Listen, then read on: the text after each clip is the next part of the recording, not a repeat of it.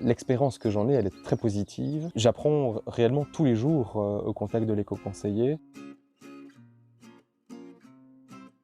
Avec la démographie qui augmente, il y a une pression urbanistique qui est fortement présente. Essayer de répondre à la demande en logement tout en respectant la biodiversité locale, la faune, la flore. Il y a un enjeu aussi de préserver cette biodiversité par rapport au changement climatique, la sécheresse, les coulées de boue, les inondations.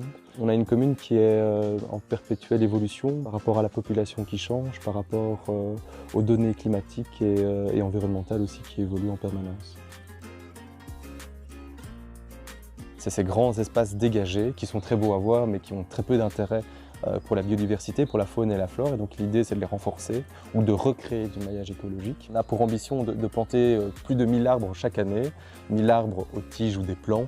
Ça paraît très simple en fait comme décision à prendre, mais par contre l'application et l'exécution concrète elle est beaucoup plus difficile. C'est des pourparlers, des négociations, essayer de trouver un juste milieu entre les attentes de la population, d'autres acteurs locaux qui ont parfois d'autres impératifs en fait.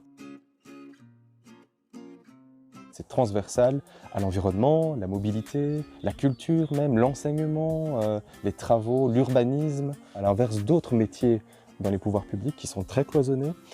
Ici, on est vraiment, quelque part, l'éco-conseiller, ça mêle tout et ça apporte une plus-value à tout.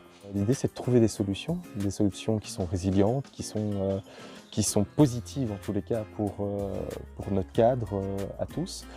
Et donc c'est un métier qui apporte et qui amène beaucoup de créativité, beaucoup de communication, de discussion, de sensibilisation, d'apprentissage. Et donc on arrive à trouver, je crois, un bon équilibre entre les attentes du politique et parfois aussi du citoyen, il a besoin d'un résultat tout de suite, et la nécessité d'un contexte, de connaître tous les tenants et les aboutissants, des discussions avec des agriculteurs par exemple pour la plantation d'arbres, où on peut très bien le faire nous-mêmes, sans consultation des acteurs de terrain, et où on va finalement aller faire presque du porte-à-porte pour leur expliquer notre projet, le co-construire avec eux, les écouter, parfois amender ou supprimer carrément le projet qu'on veut faire et en faire un autre. Et je trouve que ça a vraiment une plus-value énorme pour le projet au final, parce que c'est un projet qui a du sens pour tout le monde au final. J'apprends réellement tous les jours au contact de l'éco-conseiller.